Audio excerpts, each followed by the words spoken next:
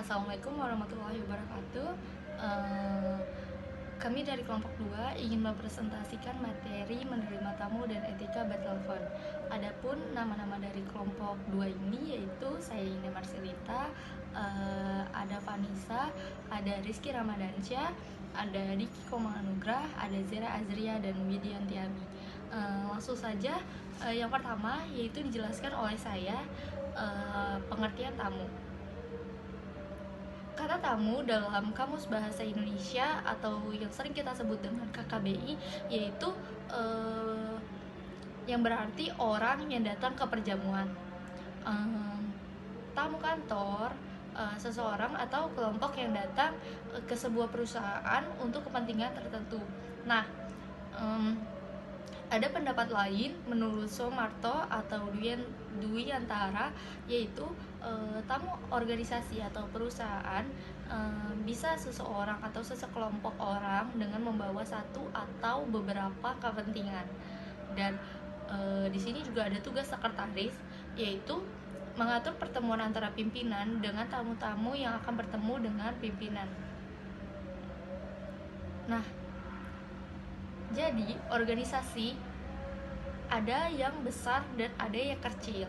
Nah, cara menerima tamu yang kecil dan yang besar itu berbeda. Di antaranya, jika organisasi yang kecil itu biasanya ditangani oleh setiap bagiannya, divisi atau bidangnya. Jika organisasi yang besar yaitu ditangani oleh office manager. Lalu selanjutnya ada etika sekretaris dalam menerima tamu. Menurut Saudara Mayanti, yaitu pertama, bersikap sopan dan ramah, berkepribadian menarik, bijaksana, dan mempunyai pengetahuan yang luas terhadap organisasi. Selanjutnya akan dipresentasikan oleh teman saya yaitu Widianti Ami. Selanjutnya, ada hal-hal yang harus dilakukan oleh seorang sekretaris. Yang pertama, mempersilahkan tamu untuk duduk di tempat yang terhormat, biasanya tempat yang paling jauh dari pintu. Yang kedua, duduk berhadapan dengan tamu dan melayaninya dengan sopan. Yang ketiga, ketika akan memasuki ruangan yang terdapat tamu di dalamnya, hendaknya kita mengetuk pintu terlebih dahulu. Setelah masuk, kita menundukkan kepala kepada tamu, kemudian mulai berbicara dengan orang yang kita tuju. Yang keempat, apabila materi pembicaraan hanya perlu diketahui oleh orang yang kita tuju, sampaikanlah dengan catatan tertulis. Yang kelima, ketika tamu hendak meninggalkan ruangan, kita harus membukakan pintunya dengan sikap yang sopan dan ramah. Dan yang keenam, apabila sudah ada janji, kita harus menepati waktunya. Jika ada tugas di luar kantor, kita harus memberitahunya dan kita harus meminta maaf. Tentunya prioritas perlu dipertimbangkan ya. Dan yang terakhir, sekretaris juga harus memperhatikan tata ruang penerimaan tamu. Misalnya, ruangan harus bersih, harus nyaman, harus rapi, serta dilengkapi dengan peralatan-peralatan seperti buku tamu, kartu pengenal tamu, koran, majalah, katalog perusahaan, dan tempat sampah. Selanjutnya ada tata cara mengantar dan melayani tamu. Tata cara yang harus dilakukan oleh seorang sekretaris dalam mengantar tamu, diantaranya 1. Jangan membeda-bedakan tamu dari jabatan atau penampilan. Misalnya, melihat penampilan fisik tamu dari atas sampai bawah. Yang kedua, bagian penerima tamu adalah wajah perusahaan. Sambutlah tamu dengan senyum dan sikap yang ramah. Yang ketiga, apabila tamu datang, segera sambut. Jangan sekedar menengok ke samping atau bersikap acuh tak acuh sambil melakukan pekerjaan. Yang keempat, ketika mengantar tamu, tunjukkan ke arah yang dituju dan dengan telapak tangan ke arah atas dan jari rapat. Menunjuk arah dengan telunjuk adalah sifat yang tidak sopan. Yang kelima, ketika mengantar tamu ke tempat tujuan, berjalan agak ke depan dengan posisi sedikit miring sambil sesekali menengok belakang untuk memperhatikan jalan tamu. Yang keenam, membukakan pintu untuk tamu. Jika pintu bergerak ke arah dalam, Anda masuk dulu, dorong buka pintunya dan persilahkan tamu untuk masuk. Jika pintu bergerak keluar, buka pintu lebar-lebar dan persilahkan tamu untuk masuk terlebih dahulu. Yang ketujuh, Tamu yang diterima biasanya dipersilahkan untuk masuk dan menunggu di ruangan tamu yang sudah disediakan oleh kantor. Selanjutnya yaitu tata cara yang harus dilakukan oleh seorang sekretaris dalam melayani tamu. Di antaranya, 1. Mengetahui nama tamu, nama kantor, nama perusahaan, dan maksud kunjungannya. Yang kedua, memberikan kesan yang paling menyenangkan dan menunjukkan kesan tersebut agar terjalin goodwill yang baik. 3. Menyapa, menghormati, memberi bantuan dengan informasi yang tepat, dan memberikan pelayanan sebaik-baiknya secara wajar. Yang keempat, mengetahui dengan pasti hal yang boleh dan tidak boleh diberitahukan kepada tamu. Yang kelima, menghubungi pimpinan yang lebih berhak menangani masalah yang dibawa oleh tamu, sesuai dengan kebijakan kantor. Yang keenam, bila tamu terpaksa menunggu, ciptakan suasana yang menyenangkan. Yang ketujuh, pandai-pandailah menetapkan pilihan sesuai dengan masalah yang diungkapkan oleh tamu dengan pimpinan yang berwenang dan dapat menguasai masalahnya. Yang delapan, bila pemimpinan yang diinginkan tamu tidak ada di tempat, mintalah kepada tamu agar meninggalkan pesan. Catat pesan itu dan beritahukan pada pimpinan yang dikehendaki tamu. Saya Zira dan saya akan menjelaskan mengenai jenis-jenis tamu dan juga cara pelayanannya. Yang pertama, ada tamu dengan perjanjian. Sebagai seorang sekretaris, kita harus mengusahakan agar tamu tersebut menunggu sesingkat mungkin dan jangan diajak berbincang terlalu lama, kecuali apabila tamu itu sendiri yang meminta. Kemudian yang kedua, ada tamu tak dikenal. Apabila tamu tersebut dapat diterima, maka segera kita persilahkan duduk. Namun, apabila tamu tersebut ditolak, kita harus bisa memberikan alasan yang tepat dan sopan, dan tawarkan juga untuk membuat janji terlebih dahulu.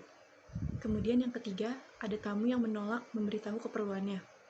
Kita dapat mempersilahkan tamu tersebut untuk mengisi formulir tamu dengan lengkap, dan kita juga harus menjelaskan alasan kita meminta hal tersebut.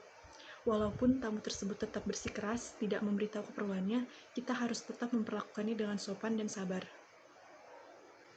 Keempat, tamu yang datang tanpa perjanjian. Sebagai seorang sekretaris, kita harus mampu bersikap taktis untuk memprioritaskan penerimaan tamu sesuai dengan keperluan, situasi kantor, dan kesibukan pimpinan. Kemudian yang kelima, ada anggota keluarga atau teman pimpinan. Apabila tamu yang bersangkutan masuk pada saat pimpinan sedang rapat, maka kita harus tetap menyampaikan kepada mereka dengan jujur dan sopan bahwa pimpinan sedang ada rapat. Keenam, ada tamu yang tak diinginkan. Kita harus tetap bersikap ramah dan sopan, dan juga sarankan untuk membuat janji terlebih dahulu. Namun, apabila ia tetap ingin menunggu, sikap yang paling tepat yang dapat kita berikan adalah dengan tidak memperdulikannya. Namun, jangan sampai kita memasang muka kecut ataupun galak. Kemudian yang selanjutnya yang ketujuh, ada pramuniaga atau salesman. Kita harus tetap memperlakukan mereka dengan baik dan mengatakan dengan jujur dan sopan bahwa perusahaan tidak memerlukan mereka pada saat ini. Yang selanjutnya yang kedelapan, ada tamu lanjut usia atau cacat fisik.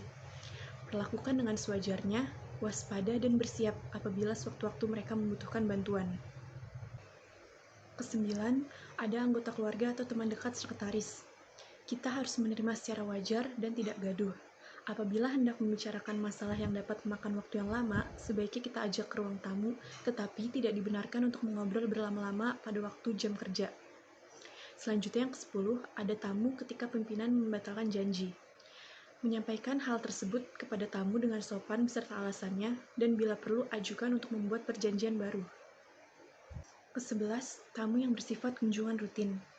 Biasanya mereka tidak meminta untuk bertemu dengan pimpinan, karena secara rutin mereka telah menghubungi pihak tertentu untuk mendapatkan informasi. Akan tetapi, lebih baik apabila sekretaris memberikan laporan kepada pimpinan, karena mungkin pimpinan ingin bertemu untuk menanyakan suatu hal atau informasi yang penting mengenai peraturan yang belum jelas. Hal ini juga akan membawa dampak positif di kemudian hari apabila sewaktu-waktu ada kepentingan perusahaan. Kemudian yang terakhir, ada tamu yang bersifat kunjungan khusus. Biasanya, pimpinan atau aparat pemerintah datang dalam bentuk rombongan atau protokol. Nah, dalam hal ini pimpinan perusahaan mutlak harus menyambut sendiri, bahkan harus siap di pintu masuk dengan menggunakan pakaian formal. Sekretaris wajib mengatur tata upacara penyambutan tamu agar segala sesuatu dapat berjalan dengan lancar. Kemudian, hidangkan makanan kecil dan minuman ataupun kenang-kenangan. Untuk tamu-tamu khusus, dapat kita pesankan hotel berbintang kelas 1, sehingga apabila terjadi sesuatu di luar dugaan, perusahaan tidak dapat disalahkan. Selanjutnya yaitu materi tentang formulir kedatangan tamu. dalam dunia perkantoran, kita sebagai sekretaris profesional juga memiliki tugas untuk mengantarkan atau mengarahkan tamu kita untuk mengisi formulir kedatangan tamu atau visitor card. Nah, visitor card sendiri juga berfungsi sebagai pendataan siapa saja tamu yang datang ke kantor kita. Tentu saja ini penting karena selain itu visitor card juga berisikan data diri tamu kita, lalu maksud dan tujuan tamu tersebut datang ke kantor kita. Adapun contoh dari visitor card atau kartu tamu yaitu sebagai berikut. Saya akan sedikit menjelaskan. Yang pertama, di pojok kanan atas terdapat number atau nomor kartu. Selanjutnya kita mengisi nama dari tamu kita, lalu pekerjaan tamu kita, selanjutnya alamat, telepon, dan kepada siapa dia ingin bertemu, lalu perihal dari pertemuan tersebut. Lalu di situ juga terdapat tanda tangan dari tamu kita. Selanjutnya di bawah terdapat catatan penerima tamu atau visitor register. Yang pertama yaitu mengisi tanggal, lalu pada pukul berapa tamu tersebut masuk, lalu setelah itu di paraf. Selanjutnya ada pukul berapa tamu tersebut keluar, lalu kembali di paraf. Selanjutnya, yang ketiga yaitu jangan berbicara kepada orang lain atau orang ketiga pada saat kita sedang bertelepon. Nah, ini juga termasuk dalam etika karena tentu saja tidaklah etis atau tidak sopan kalau kita sedang telepon dengan seseorang lalu kita berbicara dengan orang lain. Ini terkesan kita mengacuhkan si penelpon kita itu. Lalu selanjutnya itu batasi pembicaraan pribadi di telepon. Banyak sekretaris yang memberi tanggung jawab untuk mengontrol pemakaian telepon. Nah, di sini maksudnya itu kita harus membatasi pembicaraan kita yang di luar dari pekerjaan kita dengan si penelpon. Ini juga penting karena kita harus profesional dalam bekerja sebagai seorang sekretaris. Walaupun si penelpon ini merupakan rekan kita atau partner kita yang kita kenal, tetapi kita harus tetap profesional. Kita tidak boleh terlalu banyak membicarakan tentang pribadi kita kepada si penelpon. Tentu saja itu melanggar etika dari bertelepon sendiri. Selanjutnya itu jangan biarkan telepon dalam posisi terbuka sehingga orang si penelpon tersebut bisa mendengar suara-suara yang sekitar yang ada di kantor kita. Nah, ini juga penting karena satu itu juga tidak sopan, lalu yang kedua ini cukup vital karena si penelpon dapat mendengarkan suara-suara yang berada di kantor kita atau di sekitar telepon tersebut. Nah, ini cukup vital karena juga siapa tahu atau mungkin saja terdapat pembicaraan penting atau yang bersifat rahasia, informasi yang bersifat rahasia di sekitar telepon tersebut dan terdengar oleh si penelpon. Nah, ini tentu saja sangat merugikan perusahaan kita juga. Yang terakhir yaitu jangan memberikan nomor direct line pimpinan kepada sembarang orang. Nah, ini hampir sama seperti yang pertama, yaitu ini kan juga sebuah informasi yang bersifat rahasia, terlebih ini mengenai nomor pimpinan kita.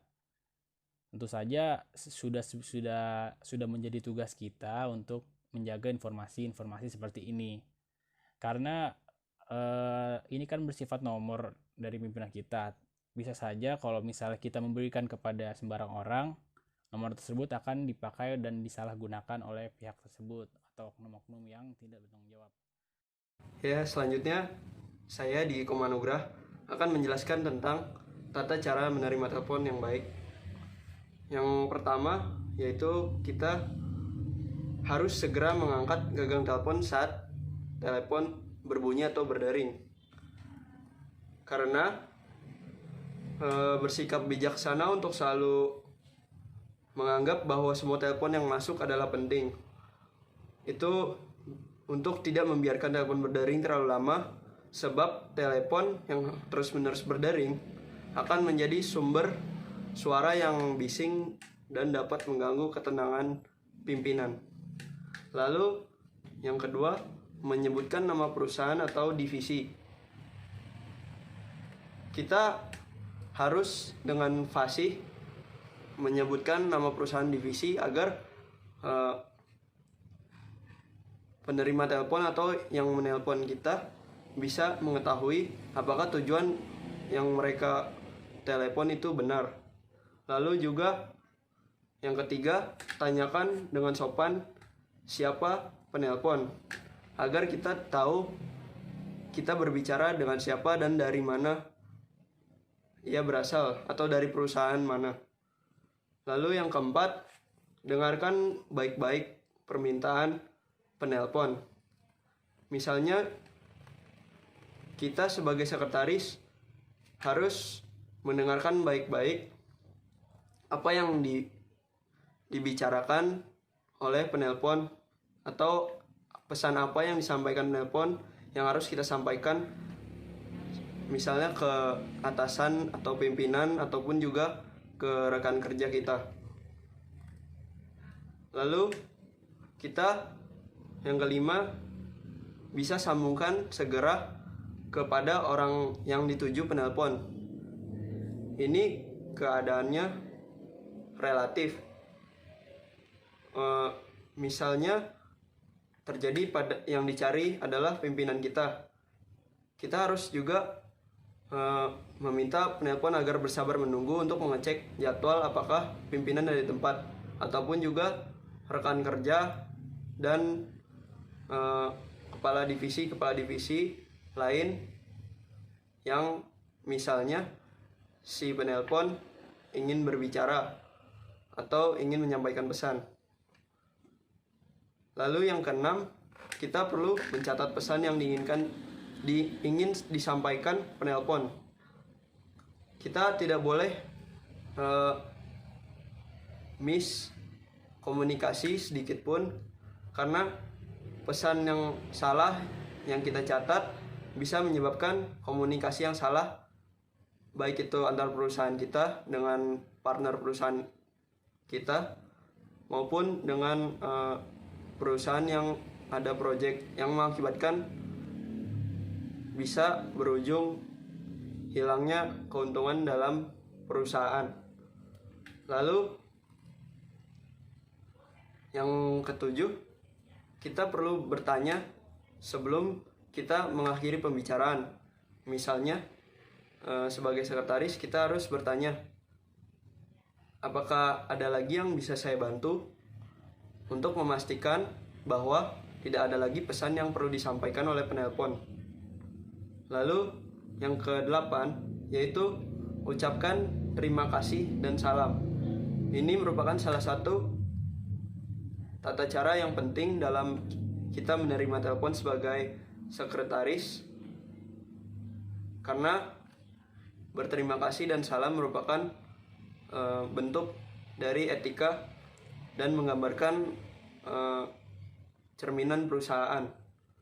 Lalu yang kesembilan, sebaiknya penelpon menutup telepon terlebih dahulu. Ini yang patut diperhatikan, karena kita sebagai penerima telepon tidak boleh langsung menutup telepon jika penelpon belum menutup telepon terlebih dahulu, karena itu merupakan salah satu hal yang tidak baik dan tidak sopan di dalam tata cara atau etika sekretaris dalam bertelepon. Lalu yang ke-10, kita perlu tersenyum dan juga duduk dengan sopan, karena itu bisa menjadi pembawaan kita saat berbicara di telepon dengan penelpon, ataupun juga sebagai sekretaris kita harus memiliki citra yang baik terhadap lingkungan sekitar di perusahaan kita. Ya, selanjutnya saya akan menjelaskan tentang etika sekretaris dalam bertelepon. Yang pertama, dalam etika sekretaris di dalam bertelepon, jangan membicarakan informasi rahasia di telepon, karena sistem telepon yang kurang bagus memungkinkan pembicaraan dapat didengar oleh pihak lain. Lalu yang kedua, jangan berbicara terlalu keras atur suara pada saat bertelepon, karena suara yang keras dapat mengganggu ketenangan pimpinan dan karyawan lain. Dan juga yang ketiga, jangan berbicara dengan orang ketiga pada saat Anda bertelepon, karena suara orang ketiga ataupun pembicaraan antara Anda dengan orang ketiga akan masuk ke dalam sinyal atau komunikasi telepon dan akan terdengar oleh lawan bicara Anda di telepon. Lalu yang keempat, yaitu kita perlu batasi pembicaraan pribadi di dalam telepon. Karena banyak sekretaris yang diberi tanggung jawab untuk mengontrol pemakaian telepon. Lalu yang kelima, jangan biarkan telepon dalam posisi terbuka. Karena orang di telepon dapat mendengar suara-suara yang ada di kantor. Apabila berada di dalam ruangan tersendiri, maka jangan menggunakan speakerphone. Lalu yang terakhir, yang keenam, yaitu jangan memberikan nomor direct line pimpinan kepada sembarang orang. Karena telepon direct pimpinan berlaku seperti telepon pribadi dan hanya orang-orang khusus seperti keluarga ataupun kerabat dekat yang boleh diberikan telepon direct line. Sekian presentasi dari kelompok kami mengenai materi menerima tamu. Apabila ada kesalahan dan kekurangan, mohon dimaafkan. Terima kasih atas perhatiannya. Assalamualaikum warahmatullahi wabarakatuh.